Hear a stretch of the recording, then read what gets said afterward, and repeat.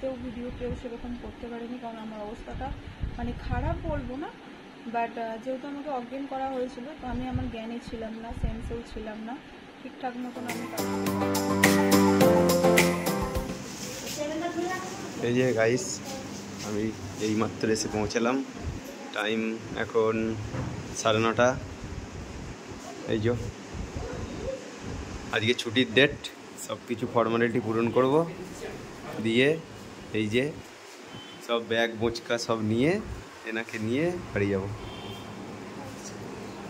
Bag বোঁচকা যাবে তো বাড়ি, দাঁড়াও রিসেপশানে গিয়ে সব মিটিয়ে দিয়ে আসি, দিয়ে যাব। Good morning everyone. আজকে আমার অপারেশনের 3rd ডে। তো 2nd ডেতে আমাকে ছুটি দিয়ে দিয়েছিল, তো আমায় আনতে গেছিলো, সেই ক্লিপটা তো তোমরা দেখলেই।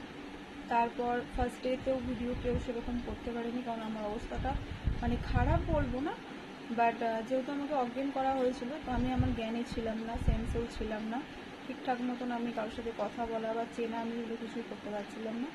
2nd ডেতেও একটু সমস্যা হচ্ছিল, মানে কালকের দিনটা যেদিন তন্ময় আমাদের দিদি আমায় আনতে গেছিলো, তো নিজের মতন ঠিকঠাক না দাঁড়াতে পারছিলাম, মানে মাথায় যেসব ভর্তি এগুলো তো ছিলই।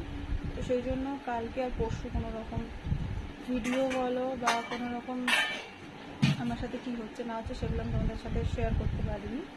তো আজকে হচ্ছে 3rd ডে। তো আজকে আমার একটা ড্রেসিং হবে, ভেতরে যেসব জিনিসগুলো দিয়ে করা আছে সেগুলো খুলবে, তো খুলে সেটা ড্রেসিং হবে। ডক্টর আজকে নিজের চেম্বারে ডেকেছে আমাকে, এখন যাবো।